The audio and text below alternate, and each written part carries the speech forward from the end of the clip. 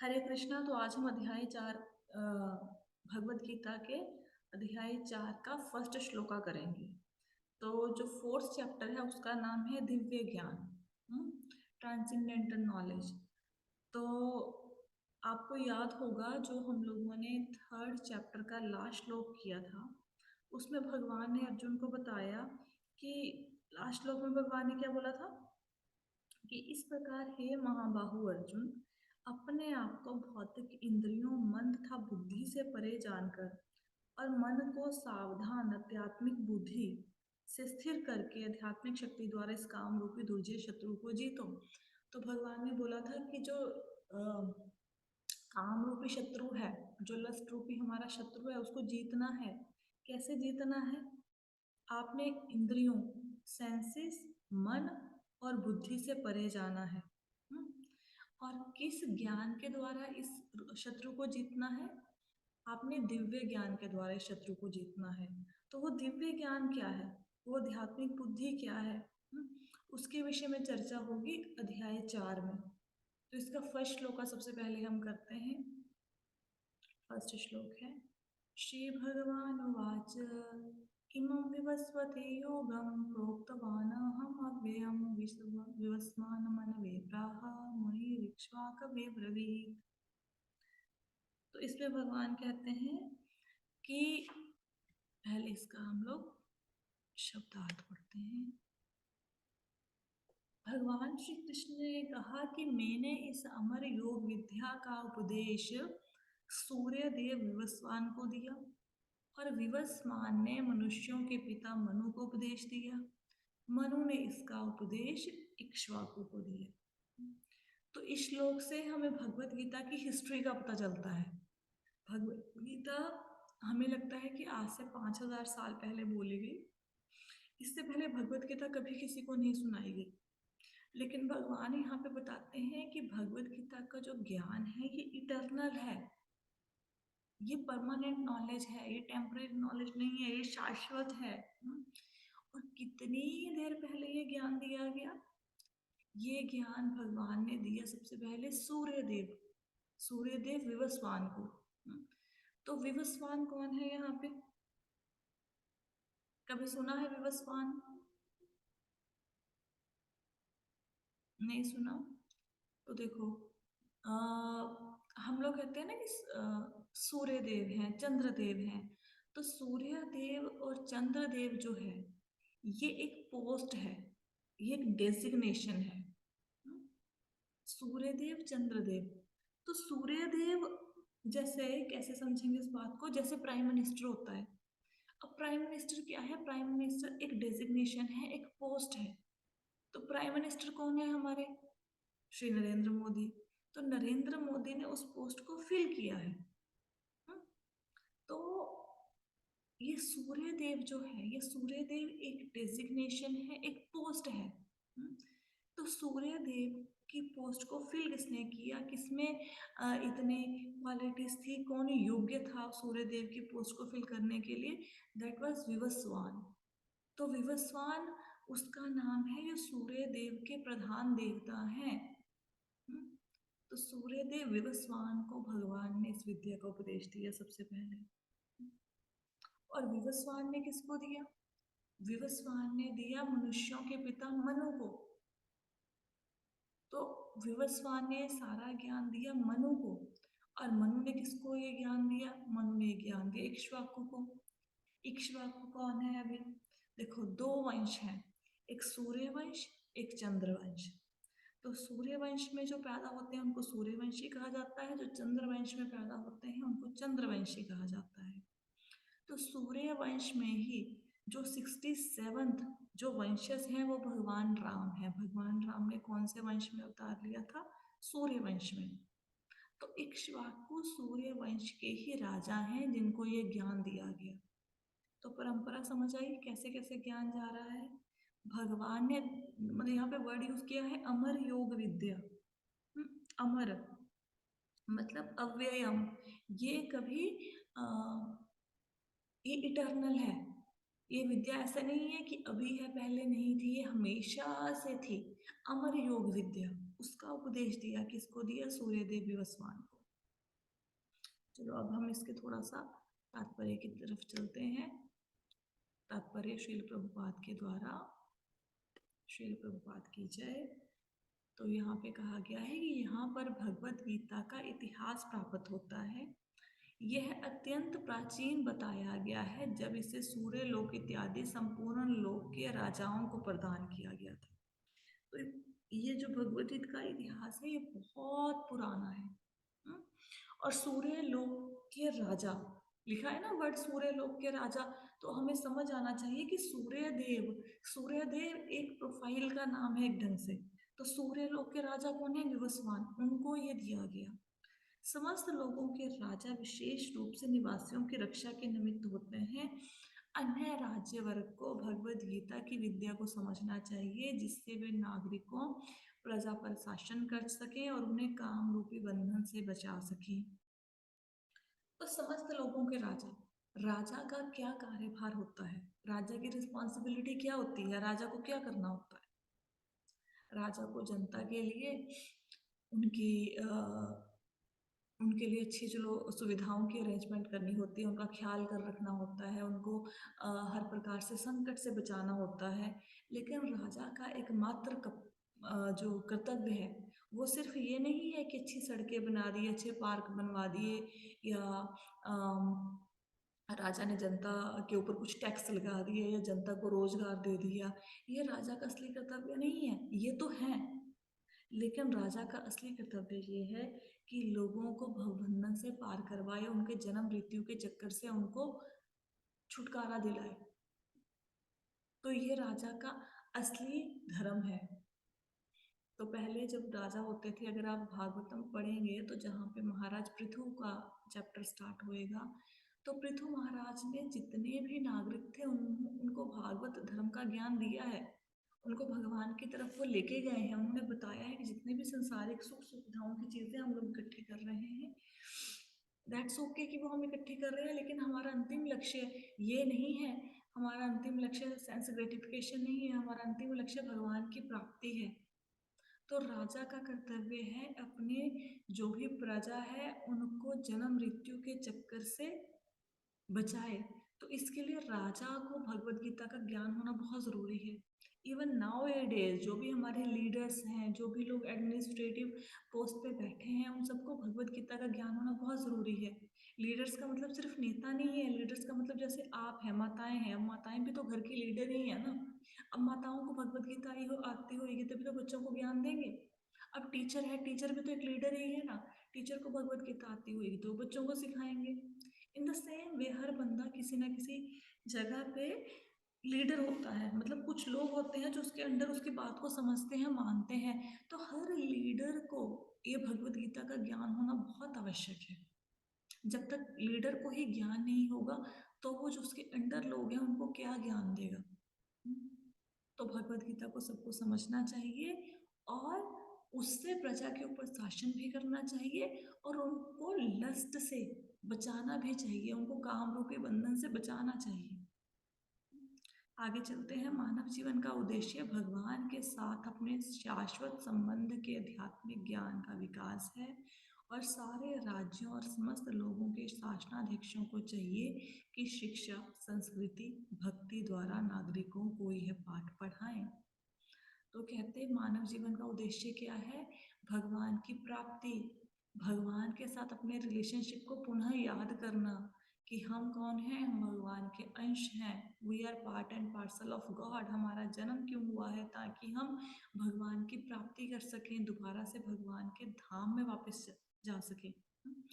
और राजा का कर्तव्य है कि सब लोगों को ये पाठ पढ़ाए। कैसे? नॉलेज के द्वारा, संस्कृति और भक्ति के द्वारा। संस्कृति और भक्ति के द्वारा क्यों बोला गया है?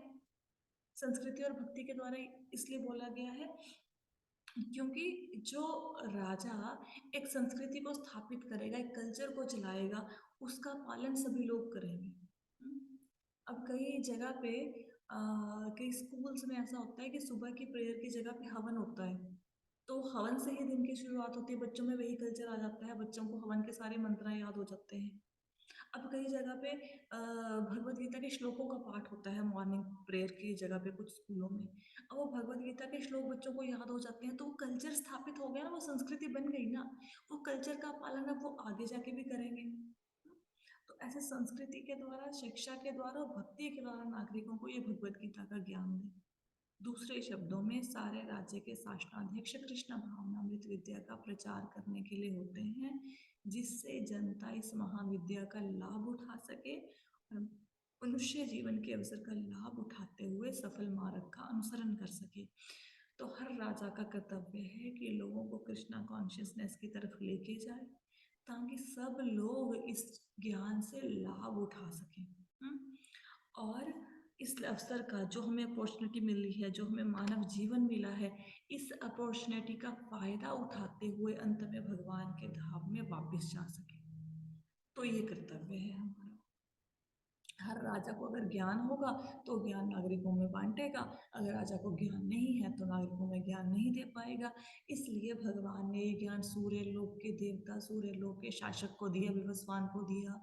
विवस्वान ने मनु को दिया, हम सब मनु की संतानें हैं, और मनु ने ये ज्ञान दिया इक्ष्वाकु को।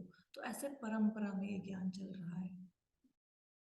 इस मनवंतर में सूर्य देव विवस्वान कहलाता है, यानी सूर्य का राजा, जो सौर मंडल के अंतर्गत समस्त ग्रह लोकों का उद्गम है। तो यहाँ पे क्या कहते हैं कि इस मनवंतर में सूर्य देव का जो शासक है, जो सूर्य लोक का राजा है, वो कौन है? वो है विवस्वान। और ब्रह्म संहिता से एक श्लोक दिया गया है, क्या कहते हैं? ब्रह्मा जी ने कहा, मैं उन श्री भगवान गोविंद की पूजा करता हूँ जो आदि पुरुष है, जिनके आदेश से समस्त लोकों का राज्य सूर्य प्रभुत शक्ति और उष्मा धारण करता है। यह सूर्य भगवान के नेत्र तुल्य है और यह उनकी आज्ञा अनुसार अपनी कक्षों को तय करता है, कक्षा को तय करता है। अब ब्रह्म संहिता में ब्रह्मा जी क्या कह रहे हैं? मैं उन भगवान कृष्ण की पूजा करता हूँ जो आदि पुरुष है। अब किसी ने प्रश्न किया था ना कि भगवान कृष्ण कहाँ से आए, उनका उद्गम स्थान क्या है, वो कहाँ से आए हैं? तो भगवान कृष्ण आदि पुरुष है, वो समस्त कारणों के कारण है, उनका कोई कारण नहीं है। समस्त चीजें उनसे आई हैं, वो कहीं से नहीं आए हैं, वो हमेशा से थे, हैं और रहेंगे, वो आदि पुरुष है। और उनके आदेशों का पालन करता हुआ सूर्य दिन टाइम पे उदय होता है, टाइम पे अस्त होता है, और सबको रोशनी देता है और सबको हीट एंड एनर्जी सबको देता है। तो सूर्य देव अपने आप में कितने बड़े हैं, सूर्य लोग अपने आप में कितना बड़ा है, और सूर्य को भगवान के नेत्र कहा गया है। तो यहाँ से हमें भगवान कृष्ण की महानता का पता चलता है कि भगवान कितने ग्रेट हैं। सूर्य इतना बड़ा जो प्लेनेट है, इतना बड़ा जो ग्रह है, वो उनकी आंख, उनको भगवान के नेत्रों के समान बताया गया है। तो भगवान कितने विशाल हैं, और भगवान कैसे सुप्रीम कंट्रोलर हैं कि उनके निर्देश पर, उनकी आज्ञा पर सूर्य देव टाइम पे उदय हो रहे हैं, अस्त हो रहे हैं, और सबको हीट एनर्जी दे रहे हैं। कितने महान हैं भगवान। यहाँ से हम भगवान को ग्लोरीफाई कर सकते हैं। तो व्हेन वी यूज टू से कृष्णा कृष्णा कृष्णा, कई बार लोगों को लगता है कृष्णा कौन? कृष्णा जो गाय ग्वाल वाले थे, बस एक जो गैया चराते थे। तो ऐसा नहीं है, भगवान कितने महान है। जो हम भगवत गीता पढ़ते जाएंगे तो हमें पता लगता है। और जब तक हमें भगवान की पता नहीं चलेगी कि भगवान कौन है, उनका क्या पद है, वो भगवान कैसे सब चीज़ों के उद्गम है, कैसे सारे कारणों के कारण है, तो भगवान के विषय में मन में उतनी श्रद्धा उत्पन्न नहीं हो पाएगी। तो पता होना चाहिए हमें कि कौन से भगवान कृष्ण की बात कर रहे हैं, कैसे हैं वो भगवान कृष्ण। भगवान कृष्ण का ही अवतार है, विस्तार है कार्मोदक्षय विष्णु, जिनके स्किन पोर से असंख्य असंख्य करोड़ों अरबों खरबों ब्रह्मांड पैदा होते हैं, अरबों खरबों, और हर ब्रह्मांड में जीवन है। तो कितने महान है भगवान। तो सूर्य सभी लोगों का राजा है, और सूर्य देव विवस्वान सूर्य ग्रह पर शासन करता है, ज्योष्मा और प्रकाश प्रदान करके अन्य समस्त लोगों को अपने नियंत्रण में रखता है। तो हमें एक बात क्लियर होगी। पहली बात क्या, कि सूर्य क्या है? सब लोगों का राजा, सब लोगों का। और सूर्य लोक जो है उसका राजा कौन है? विवस्वान। और ये सब लोगों को अपने कंट्रोल में रखता है, जो सूर्य देव का राजा है। सूर्य कृष्ण के आदेश पर घूमता है और भगवान कृष्ण ने विवस्वान को भगवत गीता की विद्या समझाने हेतु अपना पहला शिष्य चुना। तो सूर्य किसकी आज्ञा मान रहा है, किस कौन सूर्य को कंट्रोल कर रहा है? भगवान कृष्ण। तो भगवान कृष्ण ने फर्स्ट डिसाइपल किसको चुना भगवत गीता सुनाने के लिए? विवस्वान। अब क्लियर हुआ ये विवस्वान कौन है? सबको क्लियर हुआ? हाँ जी माता जी। ठीक है। तो चंद्रदेव हैं, जो चंद्रलोक है उनके राजा कौन है? सूर्यलोक। सूर्यदेव, जब सूर्यदेव बोला जाए तो सूर्यदेव का मतलब Suryalok, this is a designation. Suryadev अपने आप में देवता नहीं है, उनका नाम है जैसे विवस्वान। अच्छा ये बताओ स्वर्ग के देवता कौन है, स्वर्ग के राजा कौन है? इंद्रदेव। इंद्रदेव। तो चंद्रलोक के राजा कौन है? वो है सोम।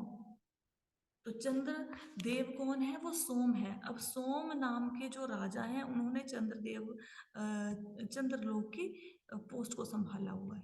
ठीक है। दूसरी बात, एक बात और समझने वाली है। अब बहुत से वैज्ञानिक ऐसे कहते हैं कि भाई सूर्यलोक में तो कोई जीवन नहीं है, अब सूर्य के तो पास जाएंगे। अब आजकल सर्दियां चल रही हैं, लेकिन आपने गर्मियों में देखा होगा कई कई कई लोगों को सनस्ट्रोक हो जाता है ना। सूर्य की इतनी ज्यादा गर्मी होती है कि लोग चक्कर खा के गिर जाते हैं।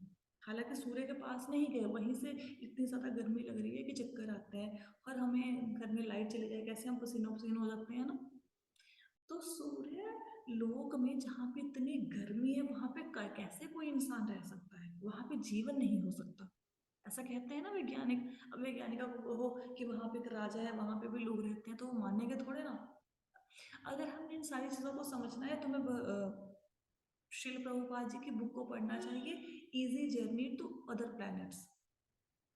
तो इसमें बताया गया है कि अन्य ग्रहों की यात्रा जिसके ऊपर इतने इतने पैसे वेस्ट किए जा रहे हैं, जैसे किसी ने अगर चंद्रमा पे जाना है तो वो कितने अरबों खरबों रुपया देगा तब वो वहां पे पहुंचेगा। वैज्ञानिक कितने कितने पैसे खर्च करते हैं और फिर वहां पे जाके चंद्रलोक में देखते हैं यहाँ पे तो कोई जीवन नहीं है, यहाँ तो कोई नहीं रहता, और वापिस आ जाते हैं।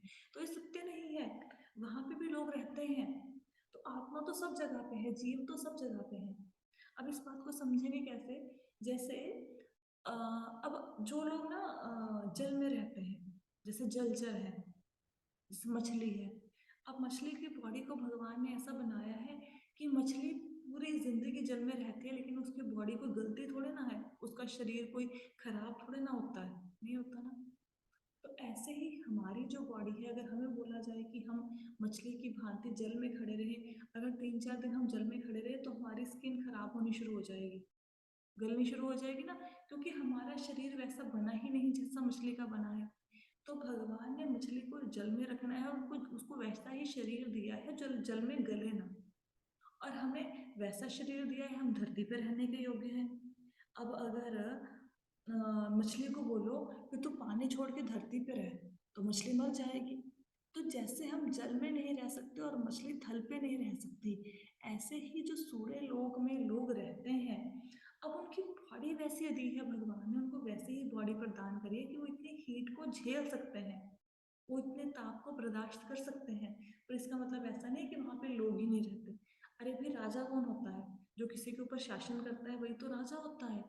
अब राजा अगर उसकी कोई प्रजा ही नहीं, फिर वो काहे का राजा?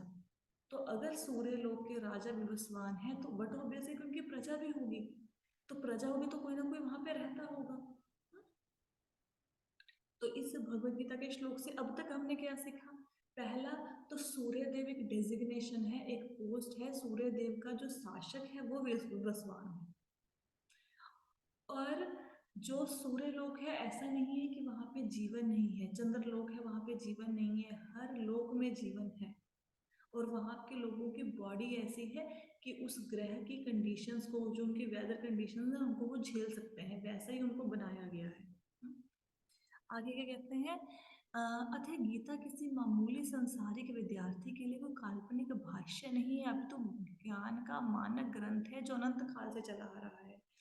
तो हमें वही ज्ञान लेना चाहिए जो कि प्रमाणिक है, जो कि इटर्नल है।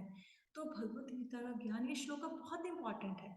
देखने में बड़ा ऐसा लगता है बड़ा सिंपल श्लोक है, तो भगवान कह रहे हैं ठीक है जी, मैंने ये ज्ञान विवस्वान को दिया, विवस्वान ने मनु को दिया, मनु ने इक्ष्वाकु को दिया। लेकिन इसके पीछे कितना गूढ़ रहस्य है, कि जो भगवद गीता का ज्ञान है ये कोई मामूली ज्ञान नहीं है, ये कोई मिथ्य नहीं है, ये कोई मिथ नहीं है, ये इटर्नल ज्ञान है। ऐसा नहीं कि कोई मामूली से विद्यार्थियों के लिए कोई बुक बना दी कि चलो इसको पढ़ लो। ये महान ग्रंथ है, महान ज्ञान है, जो अभी से नहीं अनंत अनंत कालों से चला आ रहा है। ये तो 5000 साल पहले भगवान कृष्ण ने अर्जुन को भगवत गीता सुनाई है, लेकिन ज्ञान तो अनंत काल से चला आ रहा है। अब देखो कहते हैं महाभारत के शांति पर्व में हमें गीता का इतिहास इस रूप में प्राप्त होता है। तो महाभारत का जो शांति पर्व है वहां पे बताया गया है कि भगवत गीता का ज्ञान कितना पुराना है। तो कहते हैं त्रेता युग के आदि में विवस्वान ने परमेश्वर संबंधी इस विज्ञान का उपदेश मनु को दिया, और मनुष्यों के जनक मनु ने इसे अपने पुत्र इक्ष्वाकु को दिया। इक्ष्वाकु इस पृथ्वी के शासक थे और उस रघुकुल के पूर्वज थे जिसमें भगवान राम ने अवतार लिया। इससे प्रमाणित होता है कि मानव समाज में महाराज इक्ष्वाकु के काल से ही भगवत गीता विद्यमान थी। अब भगवत गीता का इतिहास कितना पुराना है वो सुनो। तो पहले तो ये समझो कि जो इक्ष्वाकु राजा हुए, इक्ष्वाकु राजा कब हुए? इक्ष्वाकु राजा हुए त्रेता युग में। तो 4 युग हैं। कौन कौन से युग हैं बताओ? 4 युग बताओ तो। सतयुग, द्वापर युग, हाँ जी हाँ जी। सतयुग, द्वापर युग, त्रेता युग, कलयुग, राइट। तो इसका क्रम इस प्रकार से है: सतयुग, त्रेता युग, द्वापर एंड कलयुग। तो सबसे पहले सतयुग है, फिर त्रेता है, फिर द्वापर है, फिर कलयुग है। अच्छा, कलयुग की आयु कितनी है? 4,32,000 साल। 4,32,000 साल। तो द्वापर की आयु जो है वो कलयुग से डबल है। मतलब 4 लाख को अगर मोटा मोटा आप डबल करोगे तो 8 लाख बनता है ना। तो द्वापर युग की आयु होगी 8 लाख। और जो त्रेता युग है वो कलयुग से 3 गुना है। तो 4 × 3 = 12। तो जो त्रेता युग है उसकी आयु होगी 12 लाख। ठीक है। तो 12 लाख जब त्रेता युग की आयु है, तो त्रेता युग में इक्ष्वाकु राजा हुए। तो इट मीन्स क्या है कि भगवत गीता 12 लाख साल पुरानी तो हुई ना, तभी इक्ष्वाकु राजा को भगवत गीता मिली होगी। तो इतिहास कितना पुराना हुआ? 12 लाख। अब इक्ष्वाकु राजा हुए, अब इक्ष्वाकु से पहले मनु हुए, तो मनु ने भी तो इसको सुना ना। तो जब मनु है, देखो अगली लाइन पढ़ते हैं: इस समय कलयुग के केवल 5,000 वर्ष व्यतीत हुए हैं, जबकि इसकी पूर्णायु 4,32,000 साल है। इसके पूर्व द्वापर युग 8 लाख वर्ष का था। इसके पूर्व त्रेता युग 12 लाख वर्ष का था। इस प्रकार लगभग कितना लिखा है यहाँ पे? 20,05,000, 20,05,000 वर्ष पूर्व मनु ने अपने शिष्य तथा पुत्र इक्ष्वाकु से, जो कि पृथ्वी के राजा थे, श्रीमद् भागवत गीता कही। तो इक्ष्वाकु मनु ने इक्ष्वाकु को ये ज्ञान कब दिया? 20,05,000 साल पहले। अब मनु की आयु कितनी है? क्योंकि मनु ने भी तो ज्ञान विवस्वान से लिया है ना। तो मनु की आयु देखो कितनी है। वर्तमान युग में मनु की आयु कितनी है? 30,53,53,00,000 वर्ष। अप्रोक्सीमेट 30,53,00,000 इतनी मनु की आयु है। हाँ? जिसमें से 12,04,00,000 वर्ष बीत चुके हैं। तो भगवत गीता का इतिहास देखो, मनु 30,53,00,000 साल पहले थे। अभी मनु का शासन ही नहीं पूरा हुआ, 12,04,00,000 वर्ष बीते हैं। तो इट मीन्स 30,53,00,000 साल पहले, 30,53,00,000 पहले भी भगवत गीता थी ना। अब आगे पढ़ो। यह मानते हुए कि मनु के जन्म के पूर्व भगवान ने अपने शिष्य सूर्यदेव को विवस्वान को गीता सुनाई, मोटा यह अनुमान है कि गीता कम से कम 12,04,00,000 वर्ष पहले कही गई, जिसका मानव समाज में 20 लाख वर्षों से, और मानव समाज में 20 लाख वर्षों से विद्यमान रही। तो अगर विवस्वान ने मनु को ये गीता सुनाई है, और मनु का सिर्फ 12,04,00,000 वर्ष ही बीते हैं उसके शासन के, तो बट ऑब्वियस है कि 12,05,04,00,000 वर्ष पहले भगवत गीता थी। तो कितना पुराना इतिहास है भगवत गीता का। इसे भगवान ने लगभग 5,000 वर्ष पूर्व अर्जुन से कहा। गीता के अनुसार ही तथा इसके वक्ता भगवान कृष्ण के कथा अनुसार यह गीता के इतिहास का मोटा अनुमान है। तो भगवत गीता कितनी पुरानी है? 5,000 साल पुरानी नहीं है। ये तो हमें पढ़ने से पता लग रहा है कि 12 करोड़ 5 लाख साल पुरानी तो है ही है। हालांकि उससे भी पुरानी है, क्योंकि उससे पहले विवस्वान को ये ज्ञान दिया गया है। सूर्यदेव विवस्वान को इसलिए गीता सुनाएगी क्योंकि वे क्षत्रिय थे और समस्त क्षत्रियों के जनक हैं, जो सूर्यवंशी हैं। तो सूर्यदेव विवस्वान को कथा क्यों सुनाएगी, भगवत गीता क्यों सुनाएगी? क्योंकि मैंने बताया ना, दो वंश हैं, सूर्यवंश और चंद्रवंश। तो सूर्यवंश के जितने भी क्षत्रिय हैं, उनके वंशज कौन है, उनके पूर्वज कौन है? विवस्वान। तो इतने महान वंश है सूर्यवंश, तो सबसे पहले जो पहला वहां का वंशज है उसको ज्ञान होना चाहिए ना, तो उसको भगवत गीता देगी ताकि वो आने वाली पीढ़ियों को यह ज्ञान दे सके। हम्म? चूंकि भगवत गीता वेदों के ही समान है, क्योंकि इसे भगवान कृष्ण ने कहा था, इसलिए यह ज्ञान अपौरुषेय है। तो भगवत गीता वेदों का सार है। अब वेद तो हम नहीं पढ़ सकते ना, वेदों के तो इतने श्लोक हैं, हमें तो भगवत गीता के 700 श्लोक पढ़ने ही मुश्किल लगते हैं। तो भगवत गीता अगर किसी ने पढ़ ली तो संपूर्ण वेदों का सार है भगवत गीता, कंक्लूजन है भगवत गीता सारे सारे वेदों का। चूंकि वैदिक आदेशों के यथारूप के बिना किसी मानवीय विवेचना के चूंकि वैदिक आदेशों को यथारूप में बिना किसी मानवीय विवेचना के स्वीकार किया जाना चाहिए। अब वैदिक आदेशों को कैसे स्वीकार किया जाना चाहिए, भगवत गीता को कैसे स्वीकार किया जाना चाहिए? As it is. जैसे भगवान ने दी विवस्वान को, विवस्वान ने मनु को दी, मनु ने इक्ष्वाकु को दी, ऐसे परंपरा से प्राप्त हुई, वैसे ही हमें भगवत गीता को लेना चाहिए। उसके ऊपर अपनी किसी ने टिप्पणियां कर दी, उसकी ध्यान नहीं देना चाहिए। As it is Bhagavad Gita को लेना चाहिए। अतः भगवत गीता को गुरु परंपरा से यथारूप में ग्रहण करना चाहिए। तो ये गुरु परंपरा जो चली आ रही है, हम क्यों कहते हैं कि ये भगवत गीता यथारूप पढ़ो, यथारूप पढ़ो? क्योंकि ये परंपरा से प्राप्त ज्ञान है।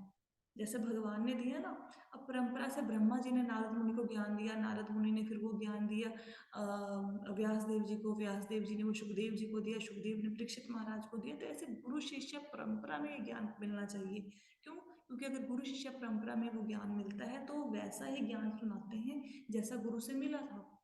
अब सुखदेव गोस्वामी ने श्रीमद् भागवतम की कथा वैसे ही सुनाई जैसे उन्होंने वेद व्यास से सुनी थी।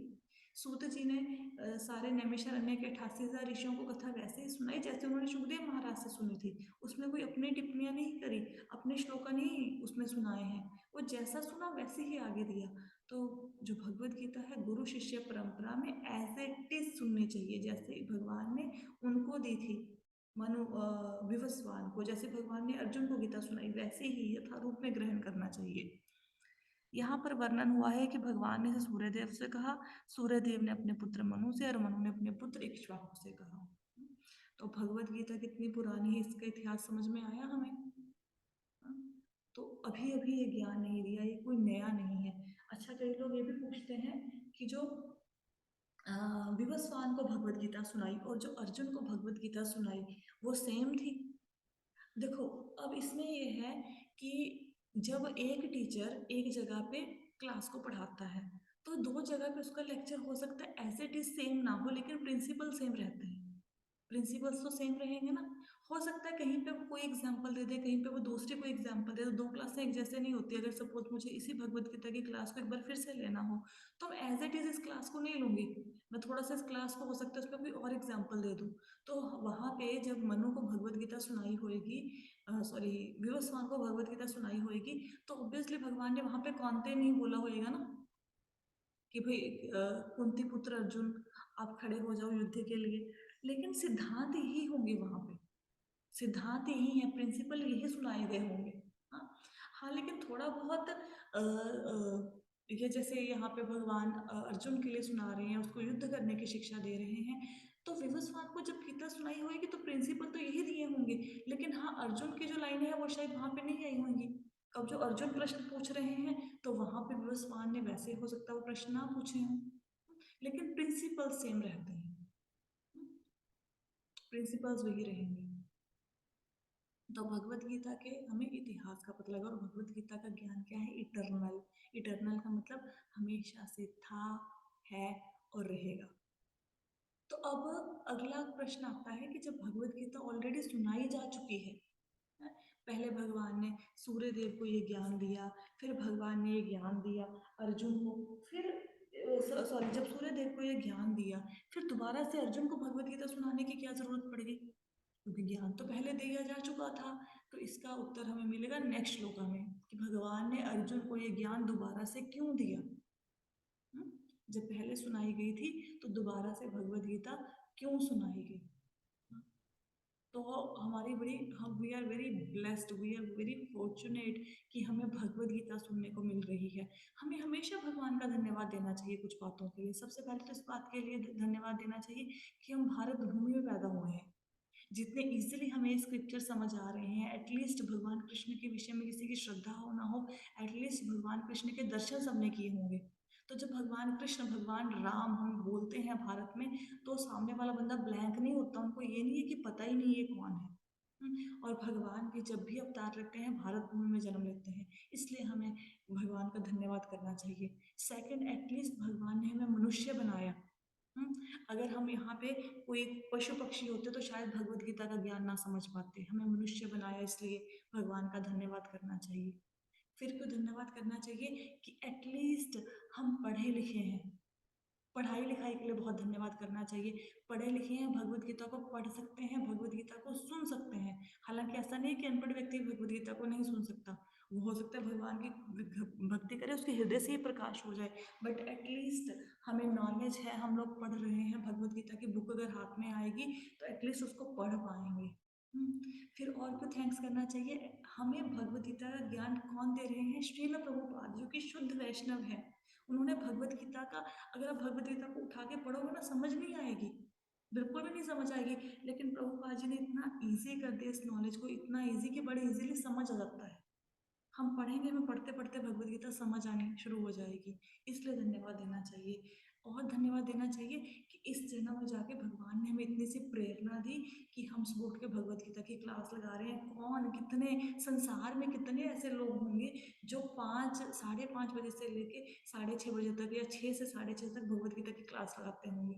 कितने, आप बिल्कुल मतलब 0.0001% लोगों में से एक है जो भगवत गीता की क्लास लगा रहे हैं। कितने लगाते हैं, आधे लोग सो रहे होंगे रजाई लेके, कोई नहीं लगाता। तो बहुत कुछ ही लोग ऐसे हैं, तो इसलिए हमें धन्यवाद देना चाहिए।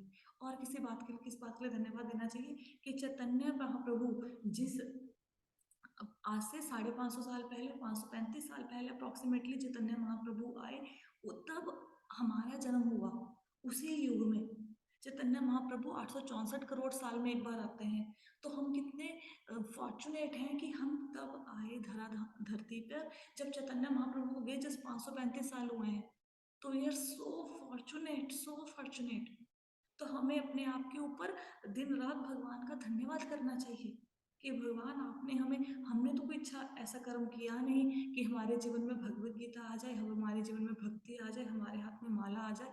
लेकिन आप हेतु की कृपा करते हैं, आप बड़े दयालु हैं जो आपने हमें ये अवसर प्रदान किया है, जो हमारी इतनी बुद्धि जागृत की है आपने कि हाँ हम भगवत गीता को पढ़ सकें, चैंटिंग कर सकें। तो always thanks to Krishna, always. और रोज भगवान से प्रार्थना करो कि भगवान मैं 18 अध्यायों को पूरा कर सकूं, 18 चैप्टर्स कंप्लीट कर सकूं। बहुत से लोग मैंने देखा है भगवद गीता को पढ़ना शुरू करते हैं, फिर बीच में छोड़ के चले जाते हैं। 1 चैप्टर 2 चैप्टर, या फिर पढ़ लेंगे उसको समझेंगे नहीं, बस ऐसे ही भगवद गीता जैसे कोई काम होता है कि भगवद गीता शुरू की थी, हाँ जी 1 महीने में खत्म कर दी, 2 महीने में खत्म कर दी। ऐसे नहीं, शास्त्रों को अंदर तक समाने दीजिए, शास्त्रों को गहराई में जाने दीजिए। अगर आप एक श्लोका भी डेली पढ़ते हैं कोई बात नहीं, लेकिन एटलीस्ट उसके ऊपर थोड़ा सा कंटेम्पलेट करो, थोड़ा मनन करो, थोड़ा सोचो क्या पढ़ा है।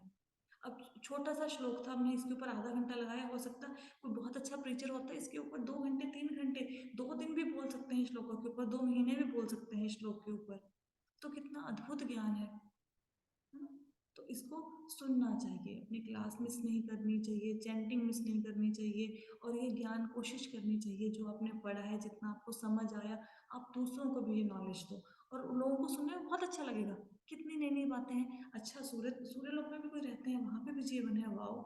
अच्छा, सूर्य देव का मतलब कोई वो सूर्य देव का मतलब सूर्य लोक, वहां पे एक राजा है, अच्छा उनका राजा का नाम विवस्वान है, ओके। अब हमें कितनी चीजें पहली बार पता लगी हैं, है ना? तो अच्छा लगता है सुनने में। तो बच्चों को जो भी आपको मिले एटलीस्ट उनसे भगवान के नाम की चर्चा करो और भगवत गीता का ज्ञान दो। तो इसी के साथ हम आज की क्लास को यहाँ पे समाप्त करते हैं। अगर किसी का कोई प्रश्न है तो पूछ सकते हैं। Any question, any doubt? No question. ठीक है, तो कल हम सेकंड श्लोक का करेंगे। फोर्थ चैप्टर बहुत ही सुंदर चैप्टर है। फोर्थ चैप्टर में जितने भी भगवत गीता के फेमस श्लोक हैं बहुत से इसमें से लिए गए हैं। यदा यदा ही धर्मस्य परित्राणाय साधूनाम, है ना? बहुत सुंदर सुंदर श्लोक है, बहुत याद करने वाले श्लोक हैं। तो इस चैप्टर को जरूर कंप्लीट करना और अपनी क्लास मिस मत करना। राइट? हरे कृष्णा। हरे कृष्ण।